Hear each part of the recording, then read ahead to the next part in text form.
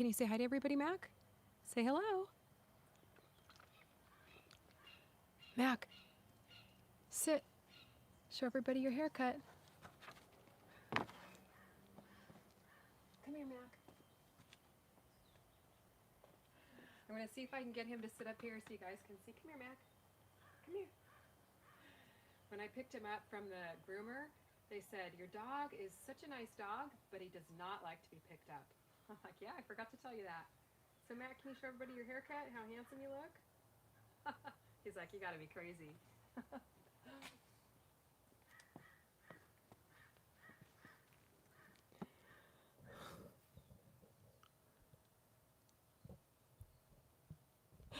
Okay, I think Mac is done for the day. He kind of peaks early here. Sometimes when I'm out here trying to take pictures of him, he's like, I am not cooperating. But he did get a haircut, and I think he's looking pretty good. It's just so much cooler for him when his hair is shorter, and he doesn't itch as much. He has a lot of skin allergies, so it really helps. So anyway, happy Monday. Hope you guys had a great weekend.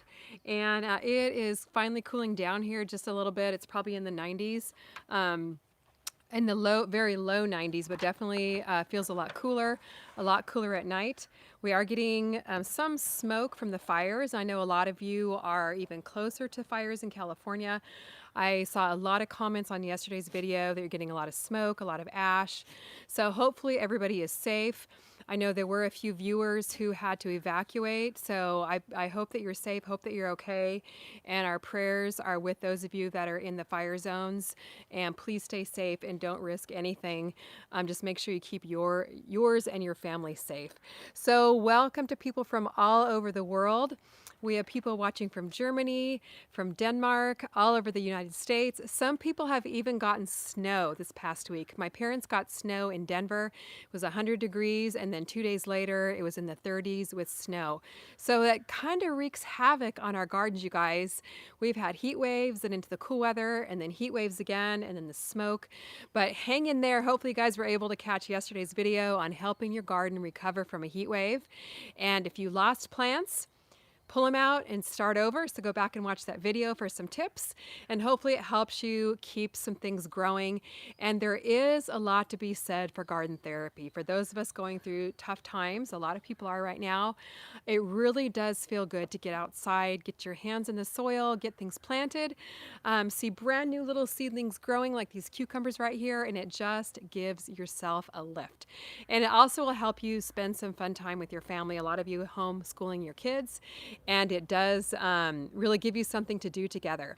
So hello, let me say hello to people who are here today. And by the way, before we get into that, today we're talking about some frequently asked questions of the week. Some questions I get asked several different times, so I thought, why not just do another FAQ this week? And then we'll also be taking your questions live here during the Monday live stream. Before I forget, no live stream next Monday, September 21st. We'll resume our regular schedule a week after that, which I believe is September 28th. So welcome to those of you who are brand new. We live stream most Mondays at noon Pacific time. Oh, and my screen's going dark again. I don't know if it's from the heat or the humidity is also pretty bad here today too. So hello, Connie Graham. Haven't seen you for a while. Hope you're okay up there in Oregon. Connie says hello from Smoky, Oregon. Day 5 of being inside, but grateful I haven't had to evacuate. Wow, I'm so happy, Connie, and I hope that you stay safe. Melinda watching from Fresno. Sybil, not sure where you're watching from, but saying prayers and blessings to those impacted by the fires. Yes, I completely echo that. Gigi in NorCal, so I'm assuming it's pretty smoky up there too. I can't read this one, has parents and family in Denver. Nisha, I know, is up in Northern California, probably smoky up there as well. Hi, Tommy, how are you doing? Jean from Waynesville, North Carolina. And let's see, a lot of people. Ollie from Germany, nice to see you here today, Ollie. People watching from all over the world. So let's get into our very first question. And I want to hear too how your gardens are recovering from the heat and the crazy weather as well. So let me know that. I'm going to give a question and then an answer, and then we'll jump back into the chat and see if you guys have any questions I can answer live here. Okay, so the first question, and I probably got asked this question several times on yesterday's video, and I realized after we filmed, I forgot to explain it in the video. So the question here is from Christy. And Christy says, "Hi, CaliKim. Question, I noticed when you took out the 2 eggplants and tomato to sow fresh seeds, you left the root ball of the old plants in the soil and just planted around them. Is this something that helps improve the soil? I always tend to take the whole plant out, so would love to know if it's beneficial to just chop down the plant and leave the rest in the ground. Love all your videos. So happy to have found your channel. I'm in Sacramento. Stay safe there, Christy. And your knowledge has been extremely helpful. Thanks for taking the time to share." Okay, Christy, yes, that's exactly why I left those roots in the soil. You can really do it either way. It's really your preference. Depending on the plant, if I'm feeling like the plant might have some, like if it has some disease underneath the soil, I will probably pull the whole thing out, but you can definitely leave the roots in. And what that does is it just adds extra organic matter to the soil. Over time, they'll decompose. Right there in your garden bed. It's kind of like composting in place. So they'll decompose, add some extra nutrients, extra organic matter to the soil, loosen up if you've got like some heavy clay soil, will help loosen it up. So really, it's your call. You can do it either way. Sometimes, if you're dealing with a very large plant like a tomato that might have really deep roots, it's really hard to pull it up. So leaving it leaving it in the soil and letting it decompose is just an easier, quicker way to do it. So thanks so much, Christy, for watching the video. Thanks for your question, and hopefully that helped answer. So go back and watch that video, 5 steps to help your garden recover from a heat wave. And really that can help with just about any type of garden recovery. Whether you're gardening, a lot of people are asking about rain. If your plants have gotten really waterlogged, that can also help a lot with that. Trimming the damage and taking out the old and replanting. So go back and watch that video for some tips on exactly what to do. And it's really a lot of fun to replant because, like I said, it just brings some new life and new excitement to the garden. And Mac's behind me digging. You guys know he always does that on the live streams. Mac, come here. There he goes. He has this guilty look on his face, so he knows that he's in trouble. But anyway, go back and watch that video. Hopefully it gave you some tips. And by the way, you guys, I don't know if Camera Guy is still on here. He was on here at the beginning of the live stream, or before the live stream started. Did you guys like that opening and closing shot? It was actually the only time we've ever done a shot like this. I was up on the deck, and we did the closing shot up on the deck too, and Camera Guy was able to film it in a very unique way. So go over and check out his Instagram, which is at CaliKim, and give a guess as to how you think he filmed the opening and closing shot, because he's the master. That was his idea, and I thought it was a really good one. So go and check it out here, over there. Okay, so let's go into the chat and take your questions live. We're all about gardening support here, not only from me, but from the community of gardeners watching. A lot of people watch week after week and are always super, super helpful in sharing their information. I don't know everything. I'm the expert on some things, but I'm not an expert on everything. But a lot of people here at least someone will be able to answer your question if I don't know it. Okay, Angela. Hi, Angela. Angela's question is, have you taken down all the plants from your deck? You know what, Angela? We did take down the trees right in front of our deck. We talked about that. I think it was on the garden tour, August garden tour. We talked about that. And one reason why we wanted to do that is because we do sit up there a lot. I'll show you that again. Typically in the evenings, you'll find us out there relaxing. We sit around our little chimney, a fire pit, and we really wanted the view of the garden. Those trees were getting, they grow very fast. They get overgrown very quickly. We're having to trim them quite often, and we wanted to sit up there and enjoy the view of the garden. So we did go ahead and take those trees out, I don't know, maybe a month or so ago, and are really enjoying the more open, kind of minimalistic look there on the deck, and we can sit up there and see the garden. So that was a lot of fun to do that. Okay, question from Ollie. I have these white little flies on my kale. Any way to get rid of them? Okay, Ollie. Those could possibly be white flies. If you kind of bump your plant and you see the flies kind of poof up, it could possibly be white flies.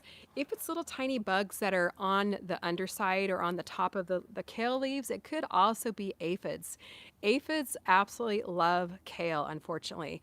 And those, what you can do is take your hose and just rinse them off, first of all. And then you want to apply my organic. A lot of times you can do that for several days and they won't. Okay, they're flying. They're probably white flies then. So for aphids, you can rinse them off. You can do that for a couple of days and they won't come back sometimes. For the white flies, you want to apply my organic pest control method. You can go back and watch that video. I show you exactly what to do to make your own organic pest control spray using neem oil, peppermint oil, and rosemary oil. A lot of people have had luck with a soapy water spray. I myself haven't had a lot of luck with that. The neem, peppermint, rosemary has worked very well. It's all organic. So you can go back and watch that video so you know exactly how to make it and where you can get those products to spray on your garden. And you do have to spray on a regular basis with when you're doing an organic method as opposed to a non-organic method. It's not a one and done. It disrupts the life cycle of those insects, and so it does need to be done fairly consistently.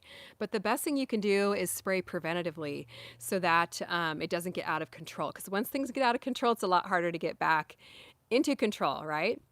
Okay, question here from, I'm having a hard time reading this. My phone dimmed. I forgot to ask Drew how to make my phone not dim when I'm out here. So I might have to go to the computer and read the questions there. But this one I can see, question says, I have tried to plant an autumn garden. However, nothing has, okay, I'm going to have to go back to my computer here. Tried to plant an autumn garden. Let me see if I can find it. Okay, I can't find that question, but I will answer another one. Here's a question from Vintage Vibes. Hi, Vintage Vibes. How are you doing? My bell pepper plants have taken forever to get flowers ready to bear fruit. The weather has gotten really chilly suddenly. Should I be worried? Are peppers okay in colder weather? Okay, Vintage Vibes. The weather this summer has been so unusual. We were talking about this in the live stream ahead of in the chat ahead of the live stream. We've had such up and down weather. Some people have had extreme heat. Some have had extreme cold. There's been lots of rain. Your peppers definitely do like the warm weather. They do well in weather into the 90s. They like full sun. So if they're not in a sunny spot, you're not going to get near as much production out of them. I have some peppers in the shade where we were doing our fall garden series, and I've gotten a few peppers off of them, but the peppers in the planter right behind me in full sun, I've definitely gotten a lot more. You guys saw the harvest video, I think we posted on Friday. And here's another California wonder about ready to harvest. So if there's any way, if they're in containers, you can move them into the sun, I would definitely do so to take the most advantage out of that sunny weather. They don't do well once your temperature dips down below, like in the 50s, 40s, below freezing. A lot of times they will live in those cold temps, but they just won't be near as productive. You're going to get the most out of them when the weather is in the 70s, 80s, and even into the 90s. So if you're getting chilly weather, you're definitely going to see your production slow down. If they're just not sizing up and just not getting big enough and just not getting ripe, I would go ahead and definitely give them a feeding of like the worm tea, the good dirt plant food. They definitely maybe need a little bit of a boost, a couple handfuls of compost maybe to help them, size up before the weather gets really cold. So thanks for your question, and hopefully Vintage Vibes, that will help you get some more peppers yet this season. Okay, let me move into the next question from the videos this week on YouTube, and then we'll come back to the chat and answer a few more questions that you guys have live, okay? Okay, let's see here. And, here's a good one. Since we've been hearing a lot about, at least here in California, we've been hearing a lot about the La Nina weather pattern that is going on. EM asked, what would you recommend planting in SoCal on a La Nina fall and winter? And if you're not familiar with the La Nina weather pattern, basically that just means that in general, it's going to be warmer and drier in the south, like here in Southern California. And it's going to be colder and wetter in the northern zones like Idaho, where our moderator Cliff lives, up in Canada, and those types of things. So it's basically a weather pattern that creates those types of situations. So you want to really gauge your vegetables to plant. It's really not that much different. You want to gauge your vegetables to plant according to where you live. So we've talked a lot on here about cool weather and warm weather vegetables. And I cover all that in detail in my book. A lot of you guys already have this. So for questions about what are cold weather and warm weather vegetables, grab yourself a copy of this.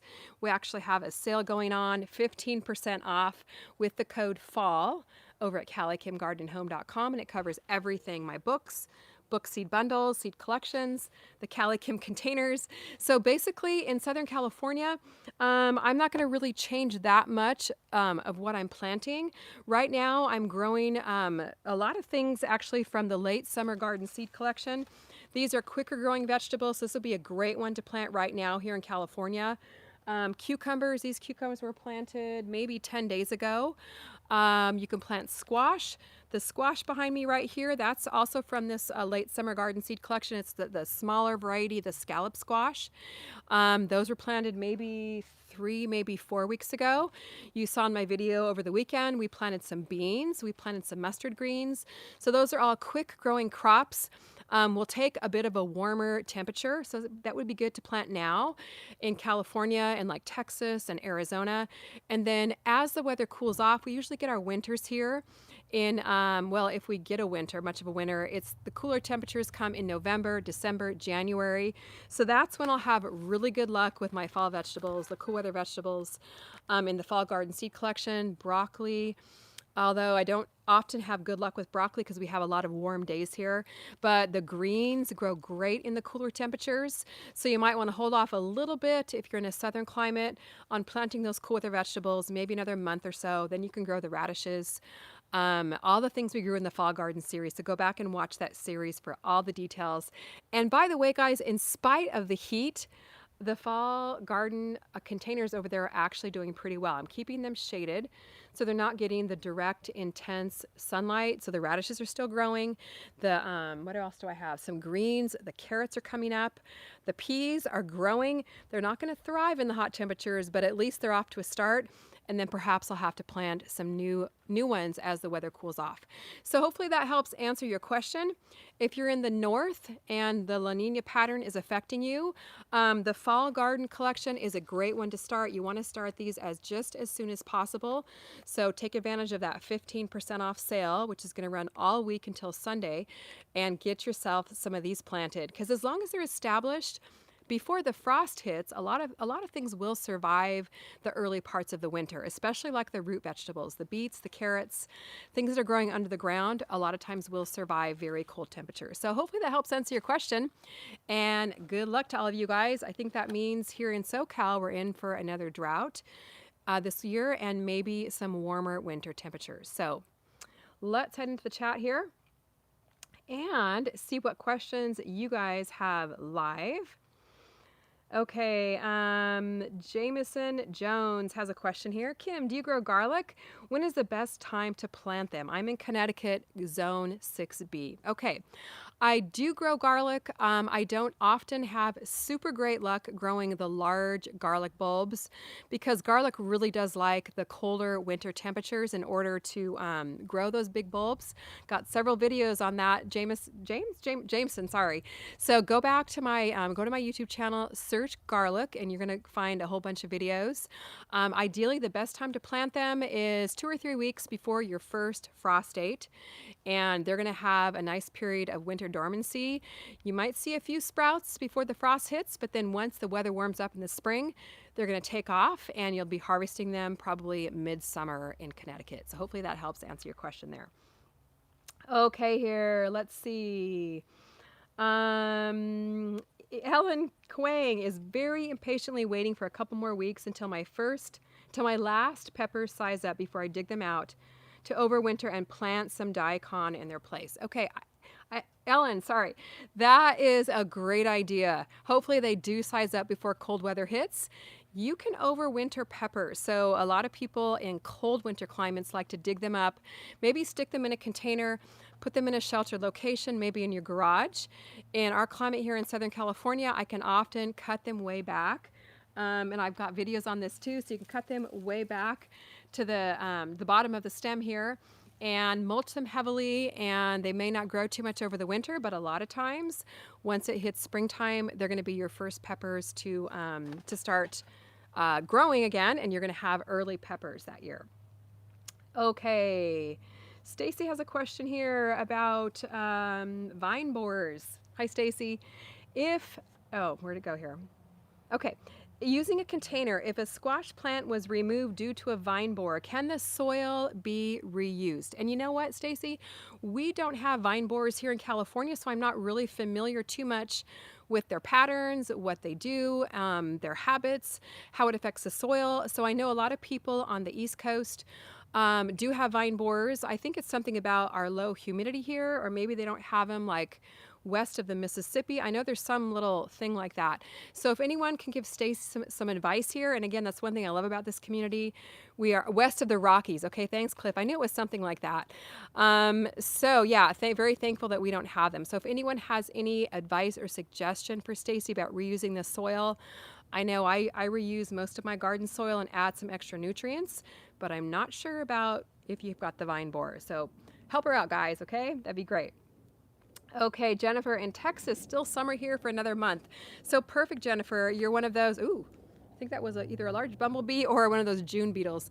So you're one of those gardeners who can definitely get some of those late summer garden crops planted. And you should have some good luck getting some harvest in of some cucumbers or good warm weather vegetables before the cold weather hits. Okay, let's see here. My okra plants, this is from, where is he? Oh man, the chat is just scrolling by fast. My okra plants are about 10 feet tall. I'm sorry, I lost that. 10 feet tall. Will it continue to grow and produce fruit? In New Jersey, Zone 6 from Chisholm. Okay, if you guys saw my okra on our garden tour, it's right behind me here. I don't think it's 10 feet, but it's probably easily 6 feet tall. Okra is a warm weather vegetable. It absolutely loves the heat. It's one thing that was not covered during a 117 degree heat wave, and it did not skip a beat. So since we don't get frost here, I'm not too sure how it responds to frost, but I'm pretty sure it's not going to survive the winter. I'm pretty positive about that. So once you get down into the colder temperatures, your okra probably will bite the dust.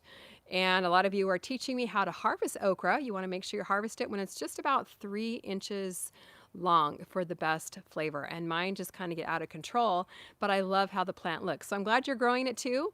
And by the way, some people were asking, this is a red burgundy okra. It's really a beautiful variety of okra. So go back and watch our August garden tour if you missed that. And those seeds are in my spring garden seed collection.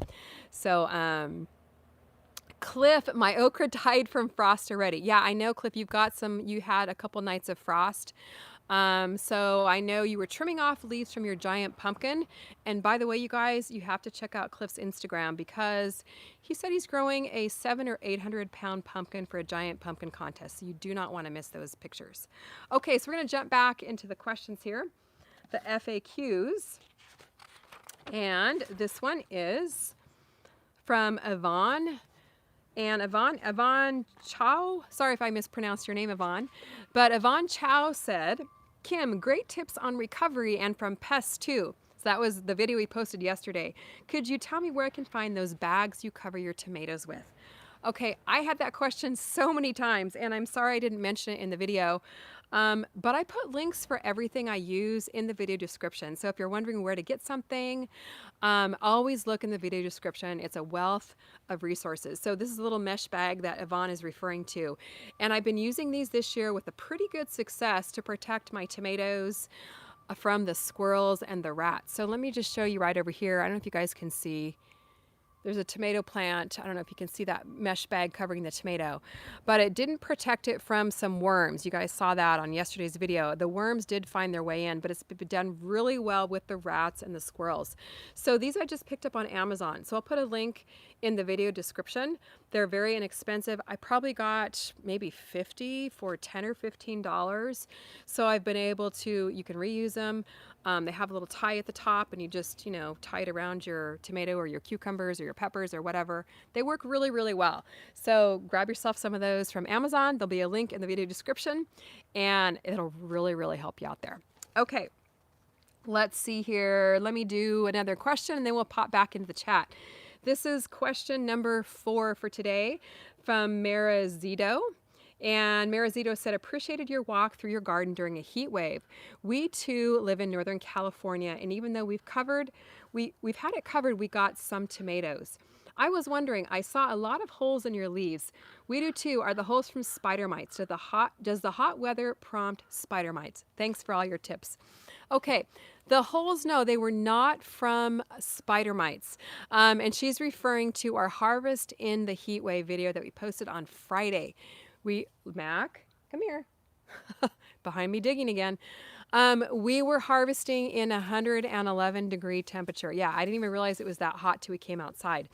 But the holes are actually from cabbage loopers. For some reason, they have really loved my garden this year, and I think it's because of the higher humidity we've had. So I've been picking them off of my plants, and I didn't get out to spray my organic pest control during the heat wave. You really don't want to spray it during the heat, because when you spray your plants during hot weather, it tends to react a little bit differently. So I didn't want my plants getting burned. So I've been going around picking off the cabbage loopers and then also spraying my plants since it's cooled down. So let me give you a little example here. Here's a pepper leaf, and they usually don't attack the peppers, but this year is an exception. So see this pepper leaf? It's got tons of holes in it from the cabbage looper, and there's even a little bit of leaf miner damage on here. See the little tracks through the leaves? That's a leaf miner. Let me grab a spider mite leaf and I'll show you what that looks like. Got one right over here on an eggplant. And if you watched our video yesterday, you saw the spider mite damage on another eggplant. They really love the eggplants this year. Spider mites are super tiny. They're very hard to see with your naked eye, but the evidence is these little spots on your leaves. Those are evidence of spider mites. If you can see right here, there's a little bit of webbing on this leaf. When the spider mites start to spin their web and it goes over your entire plant, similar to how it did on yesterday's eggplant, unfortunately your plant is pretty much toast, and I would go ahead and pull it out. So this one is from an eggplant right behind me, which most likely will get pulled in the next couple of days. It really kills me to pull that plant out because we've gotten a lot of harvest off of it, but I'll just have to determine if I think it's going to keep on keep on producing. So spider mites, again, trim off the leaves and then use the organic pest control. You got to do it regularly, which I kind of fell back on. But if you can do that and keep them trimmed, a lot of times you can save your plant, give them a little boost to help with new growth, and hopefully that'll help you get rid of some of those crazy pests that have been infesting our gardens this year. And I've got a really big June beetle type bug, or Japanese beetle, they're called, flying behind me. They're really aggressive. So sometimes I'm out here and they just swoop me. They don't bite, but they are a little bit startling. So, okay, let me go back to the chat here, guys. See what else is going on in the chat. Oh, here, I think this was a question I missed earlier from Slimming for Health. I have tried to plant an autumn garden, however, nothing has taken. I'm in the UK. Can you tell me what you think would be best for me to try, or am I late now? Okay, Slimming for Health.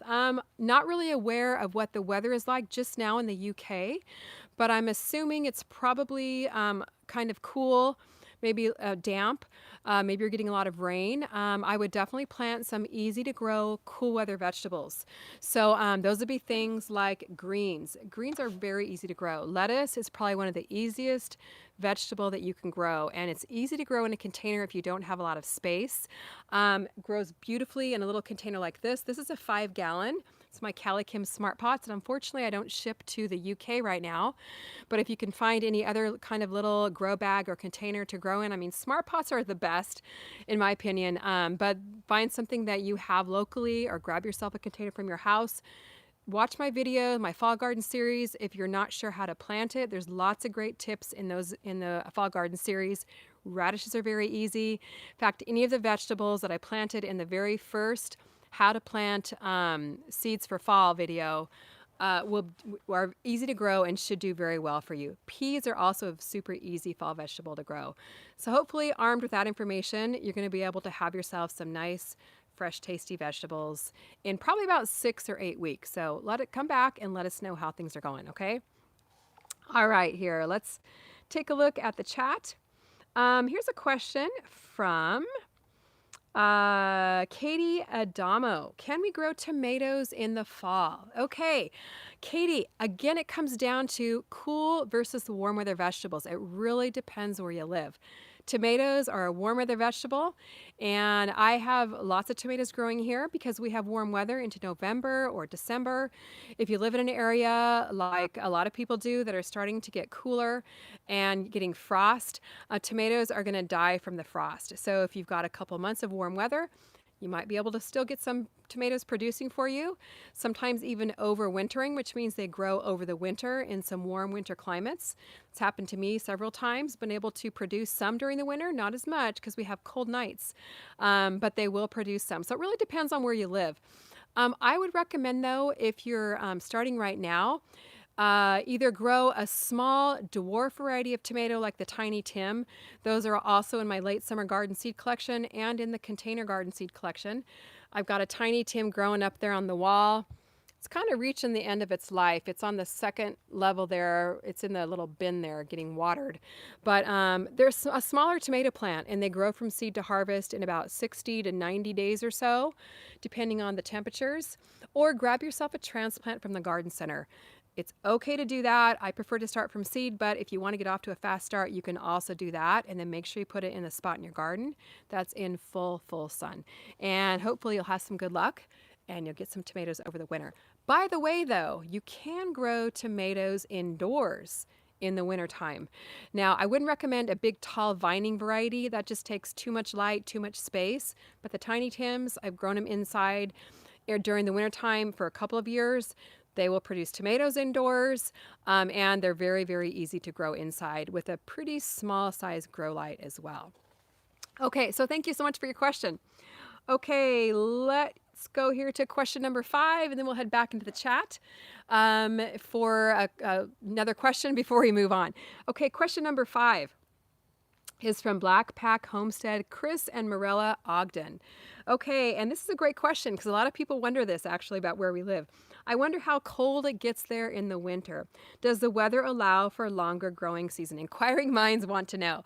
So thank you so much for your question. And for those of you that don't know, I'm in Southern California, and it doesn't get super cold here in the wintertime. We did not have a frost, I don't think, for the past 2 years. We will get down into the 30s at nighttime. Occasionally we'll dip down into the 20s. We might have had a light frost last year. Normally our nights are in the 30s and 40s in the wintertime, and winter usually starts about November. Our daytime temperatures often in the winter are 50s, 60s, 70s. Sometimes we get 80s, even 90s in the winter. So yes, it definitely does allow for a longer growing season. We can grow something pretty much all year. So the summer we grow the warm weather vegetables. The winter time is the best time to grow cool weather vegetables. They don't grow in the early fall here. We often have our hottest months in September and October, and that's why the fires get so bad here in September and October. We have big Santa Ana winds that come through that almost destroy my garden every year, and then we replant, and they tend to make the fires really bad too. So hopefully we won't have as many bad winds this year. So thanks for your question. Appreciate you watching and being a part of our channel. Okay, let me head back into the chat, see what else is going on here, what other questions you guys have that I can answer live. Hi, Tommy. How are you doing? Farmer's Almanac says no frost again. Yeah, so no frost again this year, which means we have a really good chance of growing those frost-sensitive vegetables this year. Although some warm weather vegetables are also very cold sensitive. Cucumbers, squash usually don't make it through the cold nights, but a lot of times the peppers and tomatoes do, especially if you can kind of cover them a little bit at nighttime with a plastic cover or an old quilt. Just make sure you take it off during the day because you don't want your plants to fry once the sun comes out. Okay, let's see here. Question, have you had to deal with root maggots? April, thank you so much for your question. And no, I have not. I've never had to deal with those.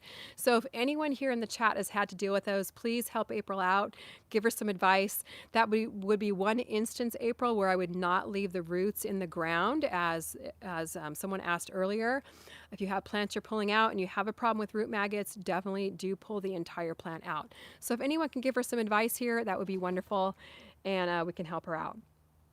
Okay, next question here. Bernice, 6 tiny Tim growing now. That's awesome. Yeah, I actually have a new round of tiny Tims going in another area of my garden. So we're hoping to get some fresh new tomatoes off of those as the ones that are already growing now die off. So good job getting those extra tiny Tims growing. Okay, comment here from... Oh, chickens don't surf. That's awesome. Just opened my shipment with your book and fall seeds and smart pot. Thank you. Oh, I'm so glad that you got them. That was really fast. So let me know how things go for you. And I'm really glad that you're able to enjoy them. Okay, comment here from Umar. Hi, you inspire me so much. I live in Pakistan, watching all the way from Pakistan. Thank you so much. I don't have enough space, but have bought a ton of plants because I love watching your videos and addicted to plants' lives. Thank you so much. I'm so glad that you're inspired to grow your own vegetables. And even if you're not growing vegetables, just to grow plants, there's something about that that just gives you a lift to have that green around you. And I bet in Pakistan, it's pretty hot to grow outside. So I don't know if you're growing indoors or outside, but thank you so much. It's very motivating to hear that you are inspired by our videos. Okay, Jean in Minnesota and eating garlic. Okay, yeah, Jean, I talked about that a little bit earlier in the live stream. So search my channel for garlic, and there's several videos that will come up. You should be planting it 2 to 3 weeks before your first frost date. So all the information will be there in those videos for you. Good luck eating that garlic and keep the vampires away, okay? Okay, the last question I'm going to read from the videos this week has to do with watering. And as I mentioned in last week's fall garden video, watering is where most gardeners, especially a lot of new gardeners, get tripped up. Either you water too much, you water not enough, your plants die. The question I probably get asked the most is, how much should I water my plants? So this question comes from Monica. And Monica lives here in Riverside, California, in Southern California. How often should I water tomatoes, jalapenos? What about plants or other veggies? Okay. So this is one of those things. I really wish there was like that magic bullet answer, because so many people wonder about watering. But it's dependent on different factors. Number one, the soil in which you're growing your plants. Different kinds of soil retain water either more or less. If you're using the Good Dirt potting mix, it retains water a lot more than most potting soil, so you don't have to water as often. It also depends on the temperature. So in a heat wave, things are going to dry out quicker and you're going to have to water a lot more. If you're getting some rain, or if it's just, kind of a moderate temperature in the 70s, 60s, you're not going to have to water as much. But there's definitely some clues that you can look for. And go back and watch the fall garden video on how to tell if your seedlings need water. When it's containers or in ground, use your finger for a moisture meter. Put your finger in the soil a couple of inches. If it feels dry, it means you need to water. If it feels wet, it means you don't need to water. So you're really just going to have to kind of trial and error, check your garden, and then depending on the weather, you're going to kind of get used to how much your garden needs water. But as I mentioned in that video, it is such an important topic that I dedicated a whole entire chapter of my book just to watering. So everything, well, just about everything you'll need to know about watering is going to be in this chapter. So pick yourself up one of these and keep this as a resource. You can get a signed copy at CaliKimGardenHome.com, a spiral bound copy on Amazon. It won't come signed, but you can get on Amazon if you want to. But you'll get 15% off on my website on this this week with the code FALL.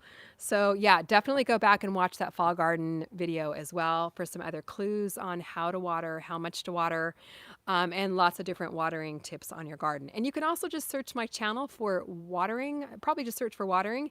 It'll pull up some good tips, good videos with tips about watering in the heat, watering containers, that kind of thing. So always search the channel there.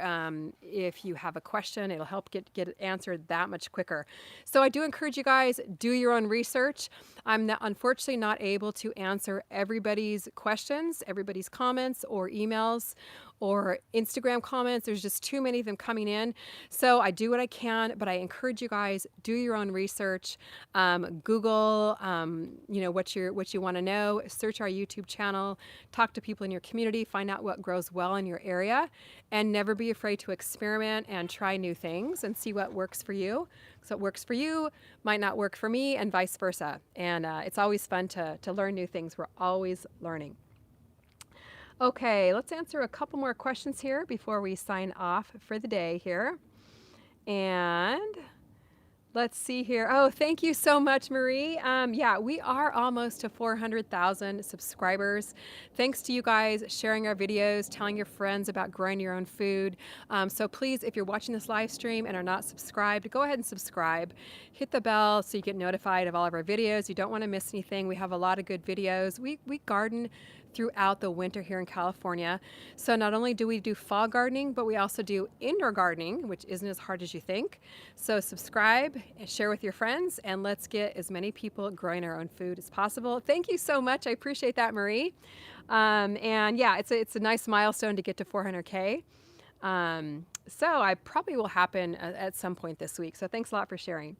Hi, Nicole. How are you doing? It's good to see you on here today.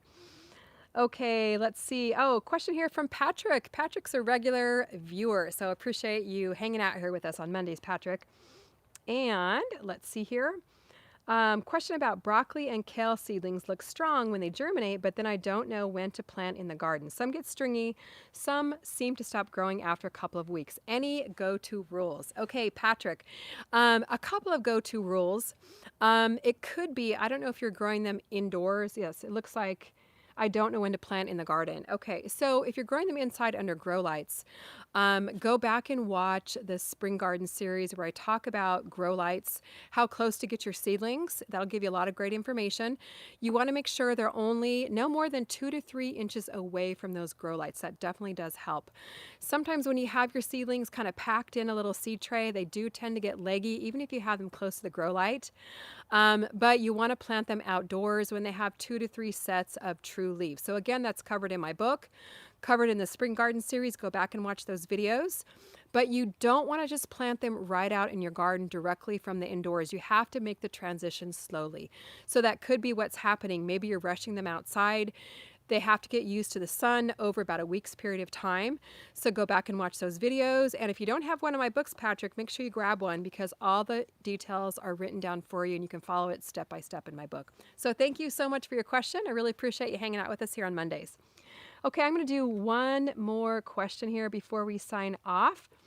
Vintage Vibes, lots of good videos, especially one 2 or 3 good videos on grow lights that will give you all the links for what you need to get easy grow lights set up. So search my YouTube channel for grow lights and you will be all set, no problem. I've done all the work for you on that one. So, okay, let's see here. Question from, the wind's blowing. I thought my umbrella was going to go over.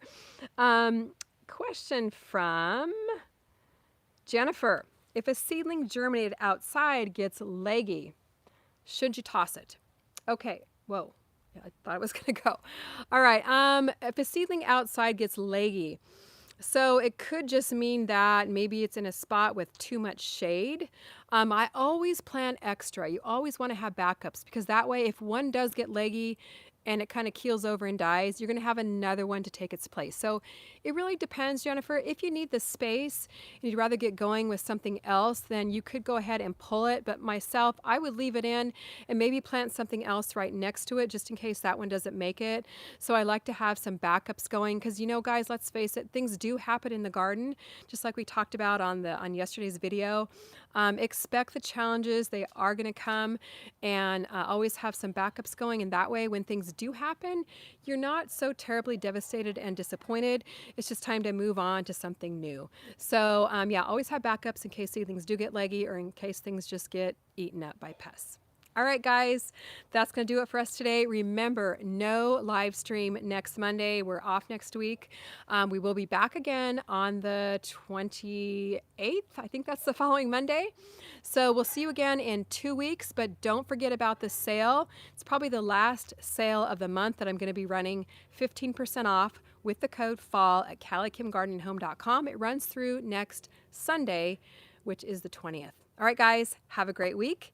And we will see you in 2 weeks, but stay tuned for another YouTube video probably this weekend. All right, guys, thanks for joining me today. Bye-bye.